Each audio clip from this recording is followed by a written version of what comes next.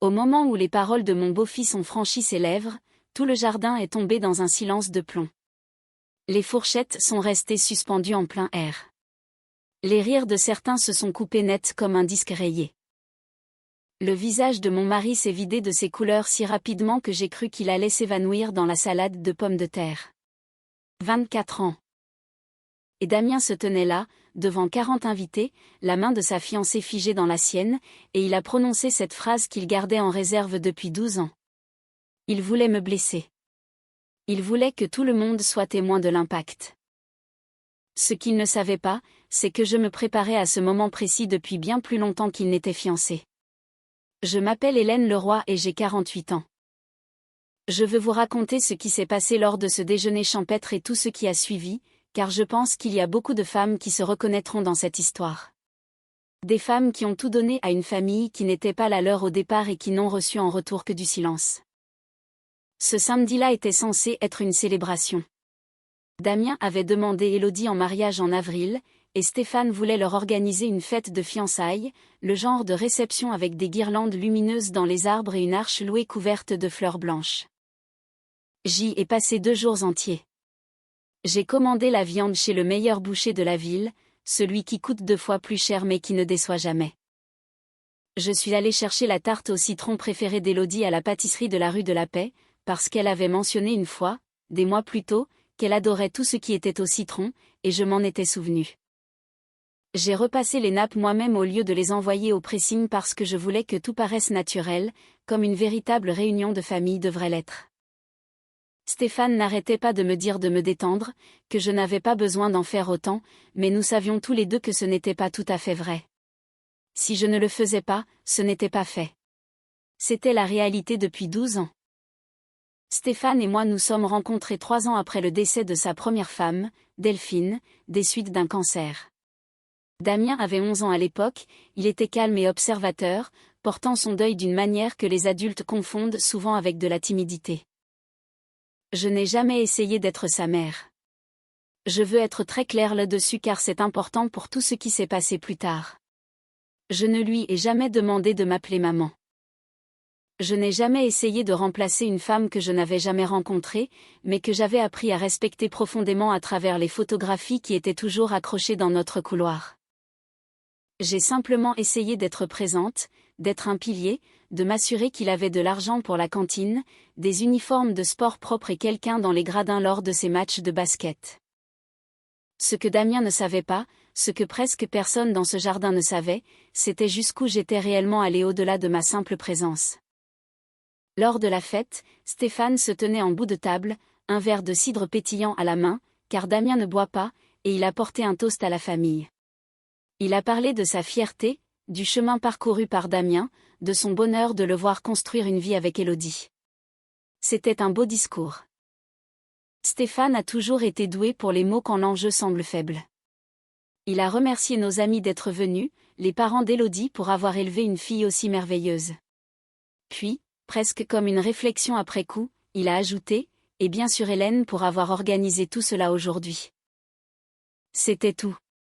12 ans condensés en 7 mots ajoutés à la fin d'un toast consacré à quelqu'un d'autre. Je n'ai rien dit. J'ai appris à me taire.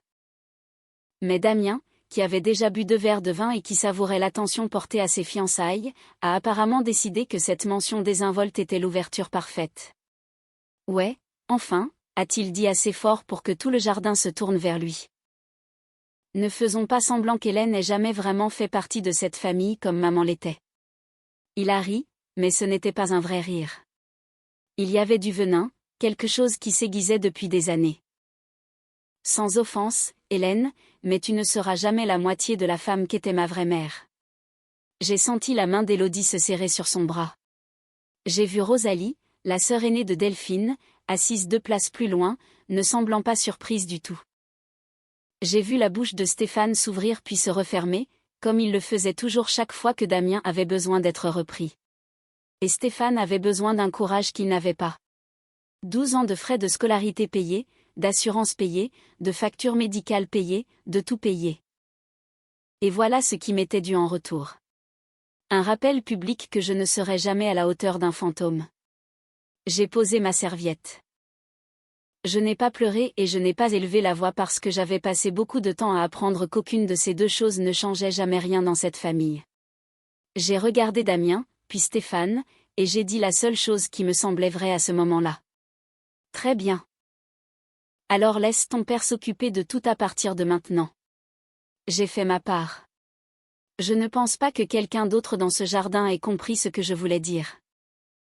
Pour eux, cela ressemblait probablement à une femme blessée lançant une réplique dramatique avant de partir, le genre de choses que l'on dit et que l'on regrette le lendemain matin. Mais Stéphane a compris. J'ai vu quelque chose s'effondrer dans ses yeux, une sorte de terreur spécifique, parce qu'il savait exactement ce que tout cela signifiait. Il savait ce que je portais discrètement et seul depuis plus d'une décennie, et il a su à cet instant que je déposais enfin le fardeau. J'ai pris mon sac au dos de ma chaise, j'ai dit poliment au revoir aux parents d'Élodie et je me suis dirigée vers ma voiture pendant que la fête essayait de s'en remettre derrière moi, avec des murmures et quelqu'un riant trop fort pour couvrir le silence. Je ne suis pas rentrée à la maison. Je suis allée directement au bureau de maître Marguerite Collin, mon avocate et conseillère financière depuis 15 ans, car certaines décisions ne peuvent pas attendre le matin, et celle-ci en faisait partie. Le bureau de Marguerite était déjà fermé pour le week-end, mais elle m'avait donné une clé il y a des années, lorsque nous avions commencé à structurer mon héritage, et elle me disait toujours la même chose. Hélène, certaines conversations ne peuvent pas attendre les heures de bureau. Je suis entrée, j'ai allumé la lampe de son bureau plutôt que les plafonniers, et je me suis assise en face de la chaise que j'occupais habituellement en tant que cliente. Pour la première fois depuis longtemps, je me suis autorisée à réfléchir réellement à tout ce que j'avais construit et à tout ce que j'avais enterré au cours des 12 dernières années. Je dois expliquer quelque chose avant d'aller plus loin parce qu'il est facile d'entendre que j'ai payé pour des choses et d'imaginer un geste dramatique, un grand sacrifice fait une fois en fanfare. Ce n'est pas ce qui s'est passé. Ce qui s'est passé était plus discret que cela. Et d'une certaine manière, la discrétion est pire. Cela s'infiltre dans vos os au lieu de laisser une cicatrice que vous pouvez montrer. Quand Stéphane et moi nous sommes mariés, c'était un homme bon dans une position difficile. Il travaillait dans l'assurance commerciale, avec un revenu stable mais modeste, et il remboursait encore les dettes médicales liées à la maladie de Delphine. Je suis entrée dans le mariage avec quelque chose qu'il n'avait pas, un héritage modeste mais bien géré de mes parents, investi prudemment depuis mes 20 ans, plus une carrière de consultante qui payait bien et me demandait peu de temps. Je ne l'ai jamais étalé. Jamais une seule fois en 12 ans je n'ai prononcé les mots « je gagne plus que toi » à voix haute, parce que j'avais compris très tôt que la fierté de Stéphane était une chose fragile, surtout en ce qui concernait Damien. La première fois que je suis intervenue discrètement, c'était lors de la première année de lycée de Damien. Il avait été admis dans un lycée privé d'excellence avec un programme scientifique solide, le genre d'école qui pouvait réellement changer la trajectoire de vie d'un enfant. Mais les frais de scolarité s'élevaient à près de 15 000 € par an, et Stéphane ne les avait tout simplement pas. Je me souviens de lui assis à notre table de cuisine avec la lettre d'acceptation, faisant des calculs sur un bloc-notes. Sa mâchoire était serrée de cette façon particulière qu'il avait lorsqu'il avait l'impression de décevoir son fils. Je ne lui ai pas demandé s'il voulait mon aide. Je lui ai juste dit que je m'en occuperais et que nous n'avions pas besoin de compliquer les choses. Il avait l'air si soulagé et si honteux à la fois que je n'en ai plus jamais reparlé. Pas une seule fois en 4 ans Damien n'a demandé comment sa scolarité était financée. Il croyait simplement que son père avait trouvé un moyen parce que c'est ce que font les pères. C'est devenu une habitude. Quand Damien a eu 18 ans et a eu besoin de sa propre assurance automobile, j'ai payé et j'ai dit à Stéphane de lui dire que c'était une réduction familiale via son travail. Quand Damien a eu besoin d'une opération dentaire en urgence lors de sa 2e année d'université, 4 dents de sagesse incluses et infectées pour près de 3 000 € que l'assurance ne couvrait pas. J'ai transféré l'argent le même après-midi et j'ai laissé Stéphane être celui qui appelle pour dire que c'était réglé. Quand son ordinateur a rendu l'âme 2 semaines avant les examens finaux, j'en ai commandé un nouveau en livraison express. Lorsqu'il a obtenu son diplôme avec presque 11 000 € de dettes de carte de crédit dont il n'avait jamais parlé à son père, des dettes provenant de billets de concert, de repas livrés et d'un voyage de printemps qu'il ne pouvait pas se permettre. Je les ai remboursés discrètement via un compte que Marguerite m'avait aidé à créer, quelque chose que Stéphane et moi appelions entre nous le fonds de réserve. Il y avait plus encore. Lorsque la petite entreprise secondaire de Stéphane, une société d'expertise immobilière qu'il avait tenté de lancer 4 ans après notre mariage, s'est effondrée sous un prêt impayé, j'ai couvert le déficit pour que cela n'affecte pas notre dossier de crédit. Lorsque la maison a eu besoin d'un refinancement après une période difficile sur le marché, c'est moi qui ai discrètement restructuré les choses avec Marguerite pour que Stéphane n'ait jamais à savoir à quel point nous étions passés près de réels ennuis. À chaque fois, Stéphane me prenait la main, me remerciait parfois les larmes aux yeux, et disait la même chose. Je lui dirai un jour.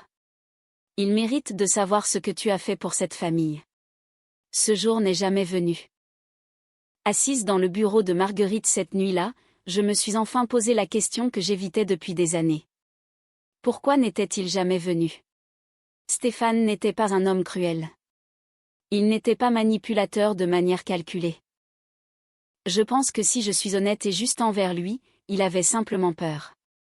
Peur que si Damien connaissait la vérité, il cesse de voir son père comme le pourvoyeur, le protecteur, l'homme qui avait maintenu leur petite famille brisée unie après la mort de Delphine. Stéphane avait besoin d'être cet homme aux yeux de son fils plus qu'il n'avait besoin d'être honnête avec lui. Et quelque part en chemin, sans jamais le dire directement, il a laissé son fils construire toute une identité autour du ressentiment envers moi. Croyant plutôt que j'étais simplement la seconde femme de papa, quelqu'un qui s'était marié pour l'argent et le confort plutôt que quelqu'un qui l'avait discrètement fourni. J'ai aussi pensé à Rosalie, la sœur de Delphine, qui ne manquait jamais une occasion lors des dîners de famille de mentionner à quel point Stéphane s'était tué à la tâche pour ce garçon. Elle ne mentait pas tout à fait. Stéphane avait travaillé dur. Il n'avait simplement pas travaillé seul. Et Rosalie, qu'elle sache la vérité ou non, avait passé des années à renforcer une histoire où je n'existais que comme une femme apparue après que les vrais sacrifices avaient déjà été faits. Je suis restée assise là longtemps avant de parler enfin à Marguerite, qui était arrivée en voyant ma voiture et était entrée sans poser de questions comme le font les bons amis. Je veux restructurer le fonds, lui ai-je dit. Effet immédiat. Elle ne m'a pas demandé si j'étais sûre. Elle m'avait vu construire ce fonds discrètement pendant plus de 10 ans. Elle comprenait exactement ce que je voulais dire. J'ai signé un document ce soir-là, une simple instruction, rien de dramatique sur le papier. Chaque virement automatique lié à Damien, aux anciennes dettes de Stéphane, au filet de sécurité du refinancement de la maison. Tout s'arrêterait dans 14 jours. Je suis rentrée chez moi après minuit. Stéphane était encore éveillé, assis à la table de la cuisine dans le noir, m'attendant. Il ne m'a pas demandé où j'étais passée. Je pense que derrière la peur sur son visage, il savait déjà. Pendant la première semaine, rien ne s'est passé. C'est la chose étrange avec les systèmes automatiques, avec l'architecture silencieuse que j'avais construite pendant 12 ans. Ils ne s'effondrent pas d'un coup. Ils tombent en panne par étapes, de manière isolée, de sorte que personne ne remarque le schéma avant qu'il ne soit trop tard pour l'expliquer par de la malchance. Stéphane et moi n'avons pas parlé de ce que j'avais fait.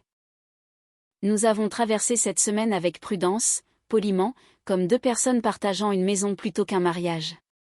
Il faisait le café le matin et laissait le mien sur le comptoir comme il l'avait toujours fait. Je lui préparais toujours son déjeuner par habitude plus que par affection, pour être honnête. Aucun de nous n'a mentionné la fête. Aucun de nous n'a mentionné le bureau de Marguerite. Je pense que Stéphane espérait, de cette manière discrète dont les gens espèrent quand ils ont trop peur de demander directement, que j'allais simplement me calmer et que les choses redeviendraient comme avant. Ce ne fut pas le cas. Au 9e jour, Damien a appelé son père en panique.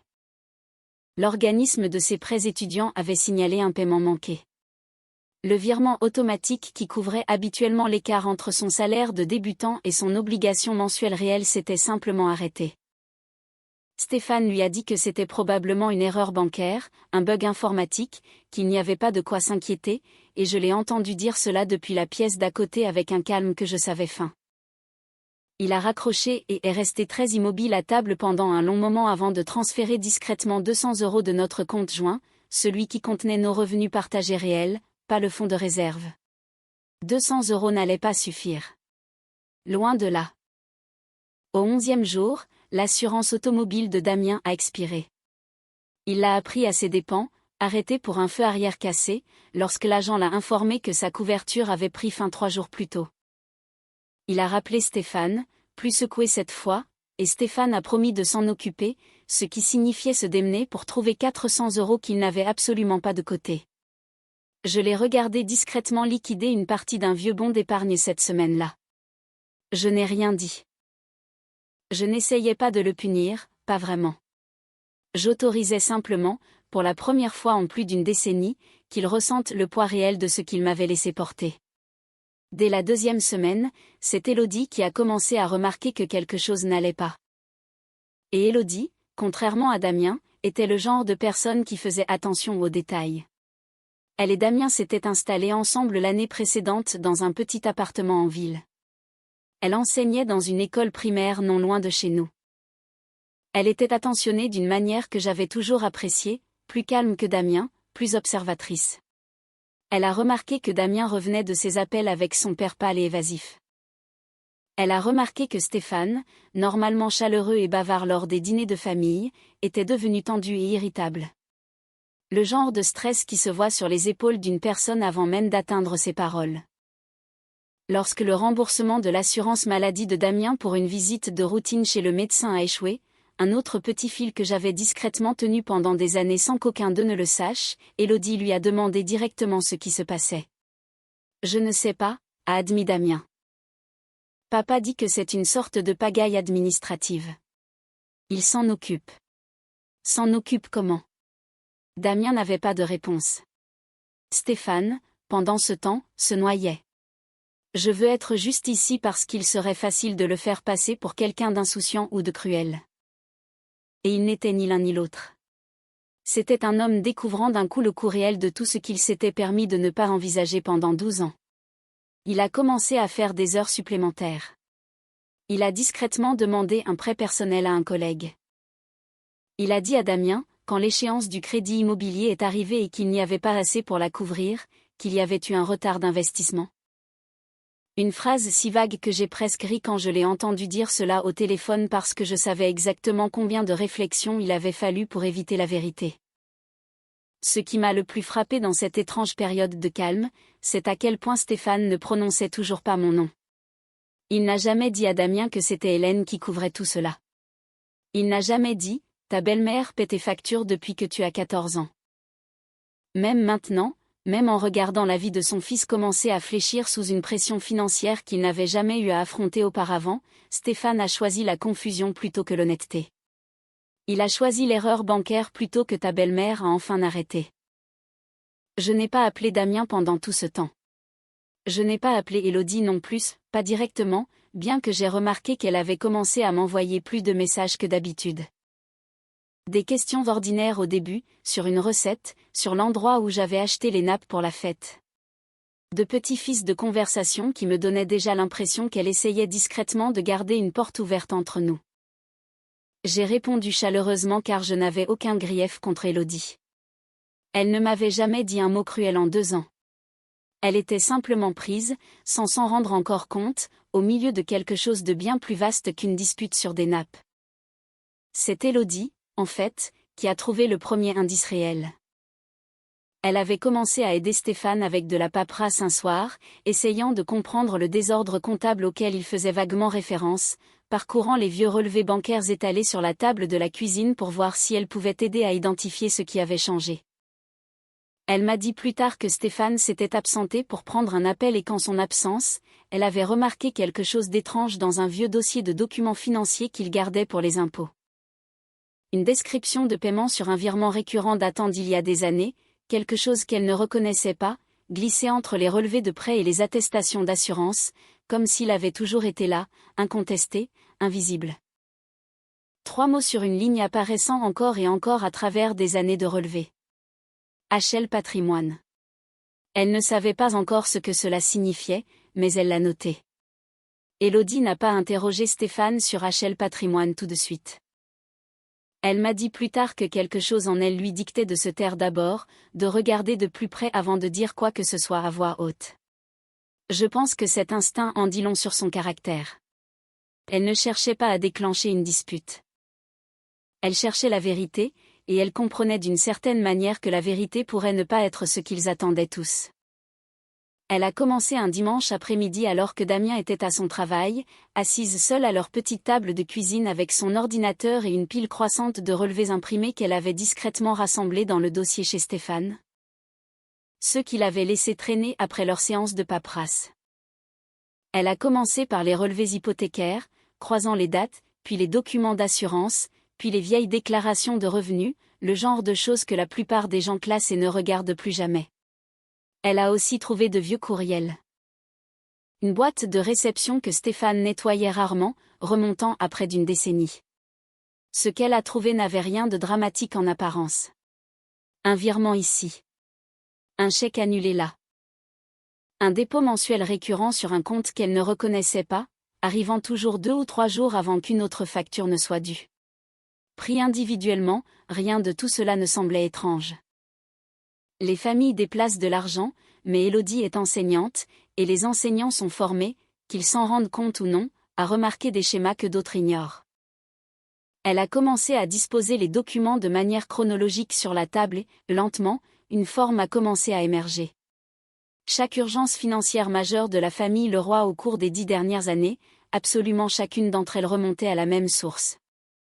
Les frais de scolarité du lycée privé de Damien payés intégralement chaque semestre pendant 4 ans remontaient à HL Patrimoine. La réduction familiale de l'assurance automobile provenait aussi de HL Patrimoine. L'opération dentaire d'urgence, le remplacement de l'ordinateur portable avant les examens, la dette de carte de crédit qui s'était volatilisée discrètement l'été suivant l'obtention du diplôme de Damien. Tout portait les mêmes 3 initiales apparaissant encore et encore comme une signature que personne n'avait jamais pensé à interroger. Même l'entreprise d'expertise immobilière ratée de Stéphane, celle qu'il mentionnait encore occasionnellement avec une pointe d'embarras discret, avait été sauvée d'un effondrement total par un transfert substantiel de ce même compte. Même le refinancement de la maison 2 ans plus tôt, que Stéphane avait toujours présenté comme un simple ajustement de routine avec la banque, avait été discrètement restructuré grâce à des fonds qui n'étaient jamais venus de leurs salaires respectifs. Élodie est restée assise sur sa chaise pendant un long moment après avoir terminé. Elle m'a dit qu'elle fixait simplement les papiers étalés devant elle. Elle a dit que c'était moins comme résoudre un mystère que de regarder une photographie se développer lentement, le contour de quelque chose qu'elle aurait dû voir depuis le début apparaissant enfin clairement. HL. Hélène Leroy. Elle n'a rien dit à Damien ce soir-là. Au lieu de cela, elle est allée voir Stéphane directement le lendemain après-midi pendant que Damien était encore au travail. J'imagine que cette conversation n'a été facile pour aucun d'eux. Elle m'a dit plus tard qu'elle avait simplement posé le dossier sur sa table de cuisine et lui avait demandé franchement, est-ce qu'Hélène a payé pour tout cela? Absolument tout. Stéphane, selon son propre récit qu'il m'a fait après, n'a pas répondu tout de suite. Il a regardé le dossier pendant un long moment, les années de la vie de son fils étalées en virements bancaires et chèques annulés, et quelque chose en lui a semblé se briser. Mais même alors, même face aux preuves en noir et blanc, il ne pouvait pas tout à fait prononcer les mots à voix haute. Il a marmonné quelque chose sur le fait que les finances familiales étaient compliquées, sur le fait qu'Hélène et lui avait toujours tout partagé, ce qui n'était pas un mensonge exact, mais n'était pas non plus la vérité. Élodie est repartie de cette conversation plus certaine que jamais et plus troublée, parce qu'un homme qui n'a rien à cacher ne trébuche pas sur un simple oui. Elle a appelé Rosalie ensuite, surtout par confusion, espérant une histoire familiale qui pourrait donner un sens aux choses. C'était une erreur, cependant, une erreur compréhensible. Rosalie ne m'avait jamais aimé, dès le début. Et je pense qu'une partie d'elle en voulait à Stéphane d'avoir retrouvé le bonheur après Delphine, elle lui en voulait d'une manière qu'elle n'avait jamais pleinement examinée ou admise, même à elle-même. Hélène a toujours du tout contrôlé.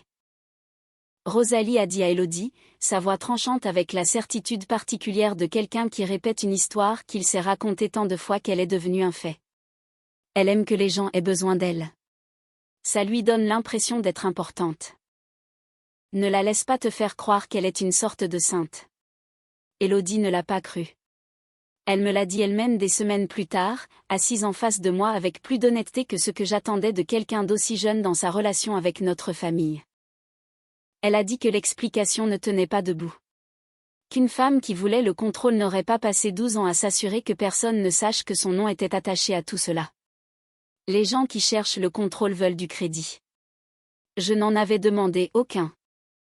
Au lieu d'accepter la version de Rosalie, Élodie a fait quelque chose pour lequel j'ai fini par avoir un profond respect. Elle m'a contacté directement et m'a demandé si nous pouvions parler, juste toutes les deux, loin de Stéphane et Damien et du bruit de la famille.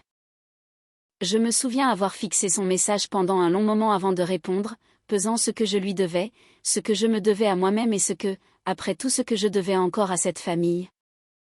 J'avais discrètement maintenu ensemble pendant plus d'une décennie sans un seul mot de reconnaissance. Je lui ai dit oui. J'ai suggéré le jeudi soir chez moi après que Stéphane soit parti pour sa soirée bowling, le seul soir de la semaine où je pouvais compter sur le fait d'être seule. Quand le jeudi est arrivé, Élodie est arrivée avec quelques minutes d'avance, l'air nerveuse d'une manière qui la faisait paraître plus jeune que ses 22 ans.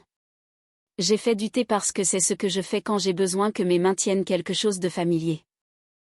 Nous nous sommes assises à ma table de cuisine, la même table où j'avais préparé les déjeuners de Damien pendant des années, où j'avais autrefois discrètement signé des chèques de scolarité dont il n'avait jamais soupçonné l'existence. Je ne l'ai pas fait demander 2 fois. J'ai tendu la main sous la table où j'avais déjà placé un dossier épais le matin même, un dossier que j'avais passé la majeure partie d'une semaine à assembler avec l'aide de Marguerite, chaque reçu, chaque virement, chaque sacrifice silencieux des 12 dernières années, organisé et incontestable. Je l'ai placé sur la table entre nous. J'espérais que personne n'aurait jamais besoin de cela, lui ai-je dit. Élodie a fixé le dossier un instant avant de l'atteindre, de la même manière qu'on hésite avant d'ouvrir une porte que l'on soupçonne déjà de mener vers quelque chose de douloureux. Je ne l'ai pas pressé. Je suis restée assise tranquillement avec mon thé, la laissant le parcourir à son propre rythme, parce que je comprenais mieux que quiconque ce que cela fait d'absorber la vérité sur les gens qu'on aime d'un seul coup au lieu des 12 incréments que la vie permet habituellement. Le dossier était complet. Marguerite m'avait aidé à l'organiser chronologiquement, en commençant par la première année de lycée de Damien et en avançant à travers chaque dépense majeure des 12 dernières années. Les reçus de scolarité avec ma signature, les confirmations de virements bancaires, le relevé de facturation de l'hôpital pour son opération des dents de sagesse détaillée jusqu'à l'anesthésie, les documents du prêt commercial raté de Stéphane. Y compris le billet à ordre entre le fonds et l'entreprise de Stéphane, un billet que j'avais au fil des ans simplement choisi de ne jamais recouvrer, les relevés de taxes foncières de 2 périodes différentes où les revenus de Stéphane seuls n'auraient pas suffi à les couvrir. Les cautions pour les logements universitaires. La facture de l'ordinateur portable datant de 3 jours avant les examens finaux de Damien, encore avec les frais d'expédition express surlignés parce que je me souvenais à quel point je ne voulais pas qu'il rate cette échéance. Élodie s'est tue à mi-chemin. J'ai regardé ses mains s'immobiliser sur les papiers, et quand elle a levé les yeux vers moi, ils étaient humides. Il n'a jamais su, a-t-elle dit. Ce n'était pas vraiment une question. Il pensait que son père voulait qu'il pense cela, ai-je dit doucement. J'ai laissé faire aussi pendant longtemps. Je ne suis pas sans reproche là-dedans. Elle a secoué la tête lentement en retournant au dossier. Et je pouvais la voir faire ce que j'avais fait moi-même des mois plus tôt seule dans le bureau de Marguerite, recalculer toute une relation en temps réel, regarder chaque souvenir se réorganiser sous une nouvelle lumière. Je veux être honnête sur quelque chose ici parce que je pense que c'est important. Je n'ai pas montré ce dossier à Élodie pour la retourner contre Stéphane ou pour gagner une sorte de dispute que j'avais avec cette famille dans ma tête depuis plus de 10 ans. Je lui ai montré parce qu'elle me l'avait demandé directement et honnêtement, et parce que j'étais fatiguée, épuisée d'être la seule personne dans cette maison à connaître la vérité. 12 ans, c'est long pour porter un secret qui n'est pas honteux, mais qu'il est pourtant interdit de dire. Il y avait plus que je ne lui avais pas encore dit, cependant, et je pense qu'un certain instinct m'a soufflé qu'elle avait besoin de l'entendre avant de quitter ma cuisine ce soir-là. Il y a autre chose, ai-je dit. Quelque chose que je pense que tu devrais savoir puisque tu es sur le point de faire partie de cette famille de façon permanente. Elle a attendu et je me suis forcée à le dire clairement parce que j'avais passé trop d'années à habiller les vérités dures de mots doux pour le confort des autres. Chaque année, depuis au moins 8 ans, Stéphane me disait qu'il allait dire la vérité à Damien. Que Damien méritait de savoir d'où venait l'argent pour sa scolarité, l'assurance, les factures médicales, tout.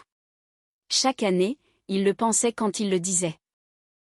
Et chaque année, quand le moment venait, un anniversaire, une remise de diplôme, une fête, il trouvait une raison d'attendre encore un peu. J'ai fait une pause, choisissant mes prochains mots avec soin, non pas parce que je voulais épargner Stéphane, mais parce que je voulais être précise. Il me remerciait en privé à chaque fois. Il me prenait la main.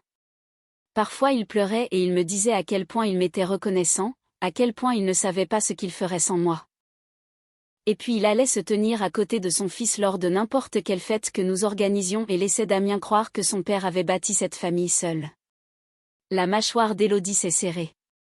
Ce n'est pas un accident. Pas après 8 ans. Non, ai-je convenu silencieusement. Je ne pense pas que ce le soit plus non plus. Je lui ai dit que je croyais que la peur de Stéphane était réelle. Que je ne pensais pas qu'il soit cruel. Pas comme certains hommes sont cruels, calculateurs et froids. Je croyais qu'il avait peur, sincèrement peur que si Damien connaissait la vérité, son fils cesserait de le voir comme un pourvoyeur, comme l'homme qui avait maintenu leur petite famille ensemble après la mort de Delphine. Je pense que d'une manière compliquée, Stéphane avait besoin d'être cet homme aux yeux de Damien plus qu'il n'avait besoin d'être honnête avec lui. Mais comprendre la peur d'un homme n'efface pas le coup de ce que cette peur a fait aux gens autour de lui, à moi. Et sans qu'aucun d'eux ne s'en rende compte jusqu'à présent, à Damien aussi, qui avait passé des années à mépriser une femme pour des choses qu'elle avait réellement payées et à admirer un père pour un sacrifice qui n'avait jamais vraiment été le sien. Je n'ai jamais voulu de gratitude, ai-je dit à Élodie. Et je le pensais aussi sincèrement que tout ce que j'ai pu dire. Je veux être claire là-dessus parce que je ne veux pas que tu quittes cette table en pensant que j'ai fait tout cela en espérant un défilé en mon honneur un jour. Ce n'était pas le cas. Je l'ai fait parce que j'aimais cette famille, aussi désordonnée et compliquée soit-elle.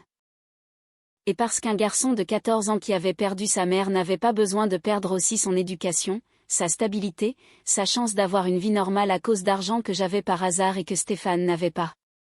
Je n'ai jamais voulu de carte de remerciement pour cela. Je l'ai regardé fixement. J'ai seulement toujours voulu de l'honnêteté. C'est tout ce que j'ai demandé à Stéphane chaque année. Dis-lui simplement la vérité. Et chaque année, il a choisi le confort à la place. Élodie est restée avec cela un long moment, le dossier fermé désormais sous ses mains jointes, et j'ai vu quelque chose changer dans son expression. Pas de la colère exactement, bien qu'il y en ait eu, mais quelque chose de plus proche de la clarté. Je pense qu'à ce moment-là, elle a enfin compris quelque chose que j'avais fini par comprendre moi-même quelques semaines plus tôt, seule dans un bureau d'avocat à minuit. La véritable trahison dans cette famille n'avait jamais été la cruauté de Damien lors de ce déjeuner. Damien avait 24 ans, gâté par les circonstances, mal informé par une décennie de silence. Il n'avait aucun moyen de se corriger tout seul. On lui avait donné une fausse histoire et on lui avait demandé d'y croire. Et il l'avait fait, parce que pourquoi ne ferait-il pas confiance à son propre père? Non. La véritable trahison, celle de 12 ans, appartenait entièrement à Stéphane. Élodie est restée silencieuse encore un moment avant de reprendre la parole, sa voix prudente comme si elle testait le poids de la question avant de la laisser sortir. Est-ce que je peux lui dire, à Damien? Est-ce que je peux lui dire la vérité? J'ai réfléchi à cela pendant un long moment, non pas parce que je doutais qu'il mérite de savoir, il le méritait, il l'avait toujours mérité, mais parce que je comprenais d'une manière qu'Élodie ne comprenait peut-être pas encore. Que la vérité livrée à quelqu'un qui n'est pas prêt à l'entendre peut faire autant de dégâts que le mensonge lui-même. Seulement s'il est enfin prêt à l'entendre, lui ai-je dit. Pas pour se défendre, pas pour argumenter, juste pour écouter. Élodie a hoché la tête lentement, rangeant soigneusement le dossier dans son sac comme s'il s'agissait de quelque chose de fragile, quelque chose qui méritait d'être manipulé avec plus de soin qu'il n'en avait jamais reçu. 3 semaines passèrent avant la réunion de famille suivante, un dîner de fiançailles formel que les parents d'Élodie avaient proposé d'organiser chez eux, le genre d'événement avec des serviettes en tissu et des places assignées. Et un photographe engagé pour 1 heure pour immortaliser les toasts. Les 2 familles étaient invitées. Stéphane et moi sommes arrivés ensemble, bien que nous ayons à peine parlé d'autre chose que de logistique les jours précédents. Je ne savais toujours pas en franchissant la porte des parents d'Élodie ce soir-là si elle avait déjà dit à Damien ce qu'elle avait appris ou si elle attendait un moment dont aucune de nous n'avait convenu. Je l'ai découvert en même temps que tout le monde. Le dîner s'est bien déroulé au début. La mère d'Élodie avait fait un travail magnifique avec des bougies tout au long de la table et des marque-places en calligraphie soignée. Rosalie était assise près du bout de la table, assez près pour m'observer, mais pas assez pour me parler directement, ce qui me convenait parfaitement. Damien semblait plus heureux que je ne l'avais vu depuis des semaines. Une partie de la panique financière précédente s'était apparemment apaisée, bien que je soupçonne que Stéphane avait simplement trouvé de nouveaux moyens de boucher les trous plutôt qu'une réelle résolution. Stéphane, pour sa part, semblait déterminé à reprendre le contrôle de la narration de la soirée. Quand le moment des toasts est arrivé, il s'est levé, a levé son verre et a commencé à parler avec la chaleur habituelle d'un homme qui a prononcé ce discours particulier sous des formes légèrement différentes plusieurs fois auparavant. Il a parlé de Damien enfant, de Delphine, de la fierté qu'elle ressentirait ce soir. Il a parlé de résilience, de la façon dont leur petite famille avait traversé tant d'épreuves ensemble et en était ressortie plus forte. Et puis il a prononcé la phrase dont j'avais entendu une version à presque chaque événement familial depuis plus de 10 ans.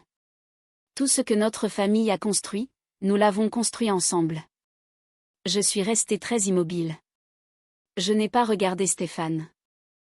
J'ai regardé mes mains jointes sur mes genoux, et je n'ai rien dit parce que j'avais déjà décidé des semaines plus tôt dans le bureau de Marguerite que j'en avais fini d'être celle qui corrigeait les faits à haute voix. J'avais fait ma part. J'avais montré la vérité à Élodie parce qu'elle me l'avait demandé honnêtement. Ce qui s'est passé ensuite n'était pas à moi de l'orchestrer. Élodie s'est levée. Elle l'a fait calmement, sans drame comme elle fait la plupart des choses, et a demandé poliment à l'Assemblée si elle pouvait ajouter quelque chose à la soirée car cela les concernait tous. Sa mère avait l'air perplexe mais a acquiescé, supposant peut-être un ajout sentimental au toast. Élodie s'est dirigée vers la petite table près de la fenêtre où elle avait installé son ordinateur plutôt sous le prétexte de montrer des photos de fiançailles plus tard dans la soirée et a tourné l'écran pour que la pièce puisse le voir. Projeté en plus grand sur le mur blanc à côté de la cheminée grâce à un petit projecteur portable que son père l'avait apparemment aidé à installer sans poser de questions. La première diapositive était simple, un seul mot, famille. La deuxième diapositive était une photographie d'un reçu de frais de scolarité de la première année de lycée de Damien. La source du paiement était masquée sauf pour 2 lettres, HL. J'ai entendu Rosalie bouger sur sa chaise. La troisième diapositive était le transfert de l'assurance automobile. La quatrième, l'opération dentaire. Élodie les parcourait régulièrement sans commentaire au début, laissant les documents parler d'eux-mêmes comme elle les avait laissés lui parler seul dans sa cuisine des semaines plus tôt. Des photos de virements bancaires. Une photo des documents de refinancement de la maison. Chacune tombait dans la pièce silencieuse comme une pierre jetée dans une eau calme. Les ondulations se propageaient, atteignant chaque visage à cette table un par un. L'expression de Damien a changé lentement, pas d'un coup. Je l'ai regardé passer de la confusion à une sorte de reconnaissance puis à une sorte d'immobilité que je ne lui avais jamais connue, même lors du déjeuner. Il a regardé l'écran, puis son père, puis enfin moi. La dernière diapositive était simple. Un tableur avec des cellules remplies chronologiquement sur 12 ans, chaque urgence, chaque paiement de scolarité, chaque sauvetage discret avec une seule colonne à la fin étiquetée source. Chaque ligne, tout au long du tableau, portait le même nom, Hélène Leroy. La pièce était silencieuse d'une manière que je n'avais jamais connue auparavant ni depuis. Ce n'était pas le silence gêné du déjeuner des mois plus tôt. C'était quelque chose de plus lourd, quelque chose qui ressemblait étrangement à un soulagement perçant enfin un mur qui tenait depuis bien trop longtemps. Rosalie a essayé de parler en premier, une sorte de défense réflexe se formant sur ses lèvres. Quelque chose sur le contexte, sur le fait de ne pas comprendre toute la situation. Mais Élodie, toujours debout près du projecteur, l'a coupé doucement mais fermement. Alors pourquoi, a-t-elle demandé, en regardant non pas Rosalie, mais la table entière, et Stéphane spécifiquement. Est-ce que personne ne l'a jamais remercié? Pas une seule fois en 12 ans. Personne n'a répondu. La fourchette de Damien est restée intacte sur son assiette. Le visage de Stéphane avait pris la même couleur pâle que ce jour-là au déjeuner, sauf que cette fois il n'y avait pas de toast derrière lequel se cacher, pas de bruit de foule pour adoucir le moment. Il a posé son verre lentement, et pour la première fois depuis plus longtemps que je ne pouvais m'en souvenir, il a regardé son fils directement au lieu de détourner les yeux. Parce que j'avais peur, a dit Stéphane, et sa voix s'est brisée d'une manière que je n'avais pas entendue depuis les funérailles de Delphine toutes ces années auparavant.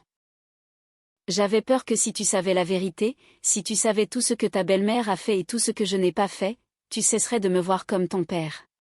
Tu me verrais comme quelqu'un qui ne pouvait pas prendre soin de toi. Et je ne pouvais pas survivre à cela. Pas après ta mère. Pas après tout ce que nous avions déjà perdu. C'était, je pense, la chose la plus honnête que Stéphane ait dite dans cette famille en plus d'une décennie. Et il a fallu une pièce remplie de témoins et un tableur sur un projecteur emprunté pour en arriver là. Damien a repoussé sa chaise lentement et s'est levé. Et pendant un instant, je ne savais vraiment pas ce qu'il allait faire. Ce n'était pas une personne impulsive, d'ordinaire, mais on lui avait jeté beaucoup de choses à la figure en l'espace de 10 minutes de silence. Et je me suis préparée à la colère, à la même agressivité qu'il avait utilisée contre moi lors du déjeuner. Au lieu de cela, il s'est dirigé vers moi. Il s'est arrêté devant ma chaise et pour la première fois au cours des 12 années où je l'avais connu, Damien Leroy, 24 ans, fiancé, intelligent et me voyant enfin clairement, n'a pas pu trouver un seul mot à dire. Plusieurs mois passèrent après ce dîner avant que les choses ne s'apaisent pour ressembler à de la paix.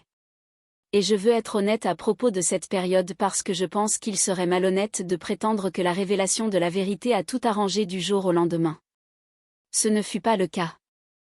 La vérité fonctionne rarement aussi vite. Ce qu'elle a fait, c'est donner à chacun dans cette famille la chance de commencer enfin à raconter une histoire exacte et, à partir de là, de construire lentement quelque chose de réel par-dessus. Je n'ai jamais exigé d'excuses de personne. Je veux être claire là-dessus parce que je pense que les gens attendent parfois d'une femme dans ma position qu'elle veuille un règlement de compte dramatique, des larmes et de grands gestes et que tout le monde se confonde en excuses pour faire amende honorable. Ce n'était jamais ce que je recherchais.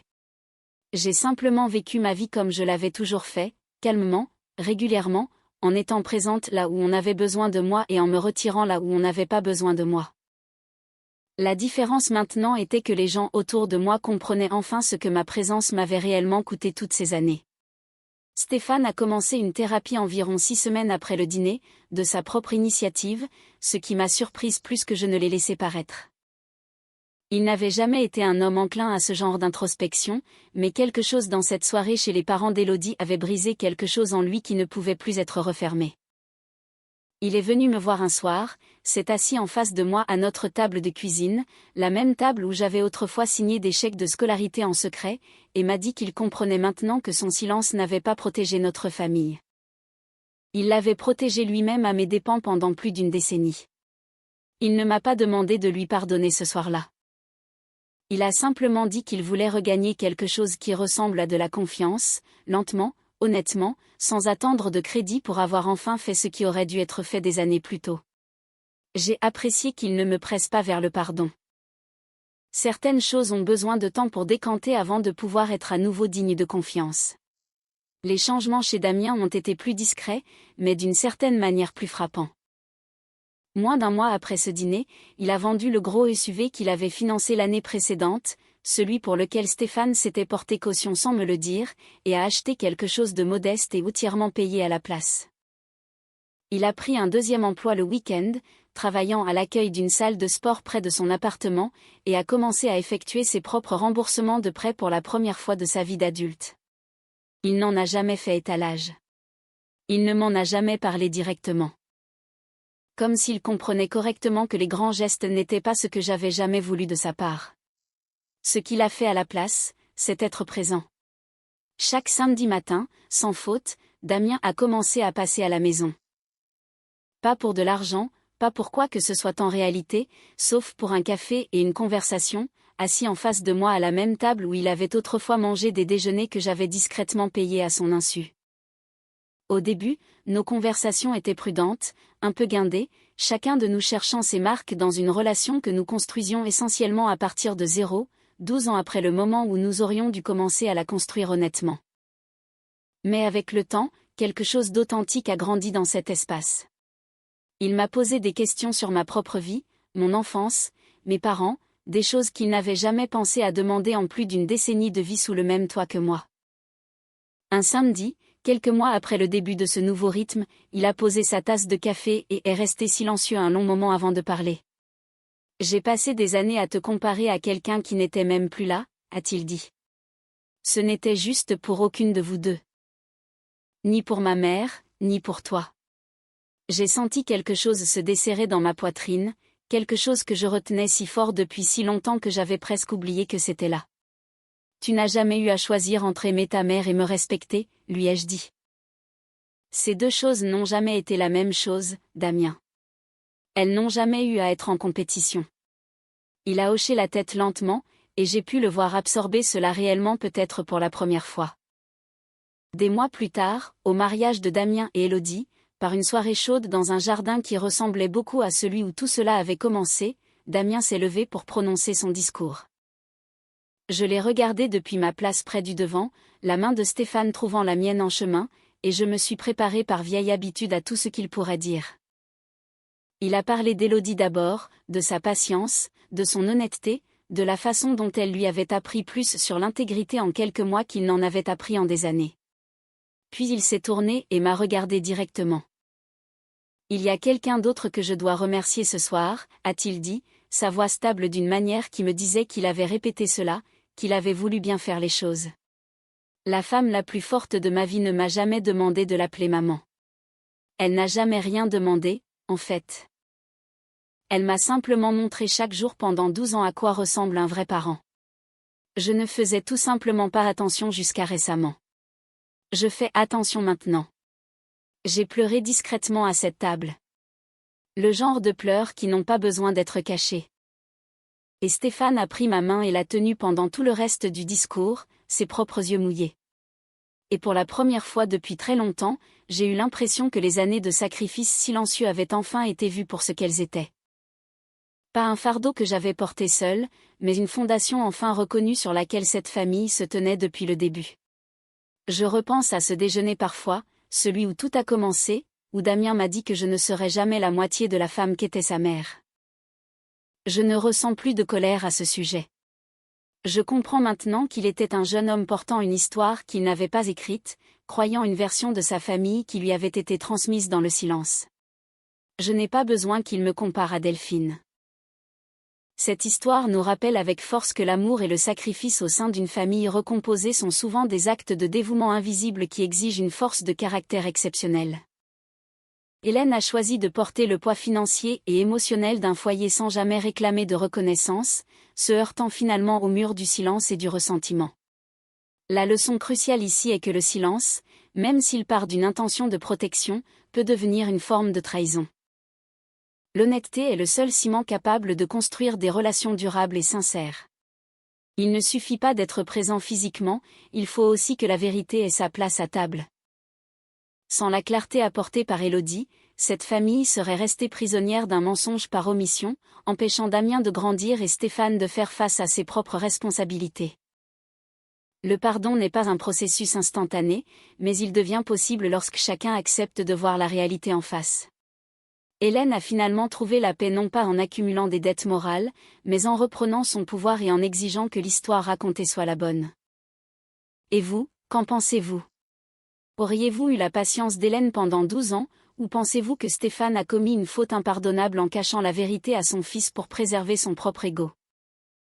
Partagez vos réflexions dans les commentaires, j'aimerais beaucoup savoir comment